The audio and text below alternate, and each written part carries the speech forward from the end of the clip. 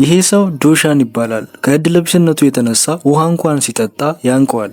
እሱም ከባስ ሊወርድ ሲል ፊት ለፊቱ ያለው ሰው ገንዘብ ለመክፈል ሲል እስካን ሲያደርግ በጣም ይቆይበታል። ይህንንም ሲያይ ወደ ኋለኛው በር ይሄዳል። የኋለኛውን በር ይዘጋበታል። በዚህ ጊዜ ባሱ መሄድ ይጀምራል። እሱም ቀጣይ የሚቆምበትን ቦታ ይጠብቅና ይወርዳል። ልክ እሱም ሲወርድ ዝናብ መዝነብ ይጀምራል። እሱም የሆነ ጥላና ጥላውን ሲያነሳ ንፋስ ይሰብርበታል። እሱም ይጥለዋል። የሆነ ቦታ ላይም ይጠለላል። የተጠለለበትን ቦታ ውሃ ይጠራቀምና እሱ ላይ ይደፋል። እሱም ራሱን ለማረጋጋት ይሞክራል። ጥላውንም መልሶ አንስቶ እየሄደ ሳለ ያዳልጠውና ስሊፐሩ ይወድቃል። የሆነች ልጅም ስሊፐሩን ተወረውርለታለች። ወደ አንድ ፎቅም ሲገባ ጥላው ይቆርጠውና ያደመዋል። በዚህ ጊዜ እንዴቱን መቆጣጠር ስላልቻለ ሰው በተሰበሰበው ጥላውን መሬት ላይ መቀጥቀጥ ይጀምራል። የቅድማም ልጅ ታየውና በጣም ትደነግጣለች። ሮጣም ሊፍት ውስጥ ልገባ ስትል እሱም ተከትሏት ሊገባ ሲል በጥላ መታ ታስወጣዋለች። እሱም በጣም ይናደዳል።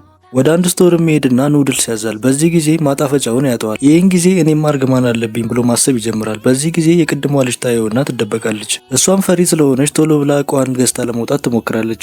በዚህ ጊዜ ለካሸሯ ይሄን ሰው እየተጠንቀቁት የሆነ ነገር ሊያደርግ ይችላል ብላ ትነግራታለች። እሱም ወደ ካሸሯ ጋር ሄድና እንዲቀይርለት ወይ ብሩ እንድመልስለት ይጠይቃታል። በዚህ ጊዜ ካሸሯ ቅድም ልጅቷ ያለች ነገር ትዝ ይላትና ወይ ሂድ ወይ ደግሞ ፖሊስ ነው መጠራ ትለዋለች። ምንም አማራጭ ስላጣ ያንን ኑድልስ ይጠጣዋል። በዚህ ጊዜ ሆዱን ያመውና ወደ ቤት ይሮጣል። እሱም በመሮጥ ወደ ቤት እየሄደ እያለ የቅድሟን ልጅ ያገኛታል።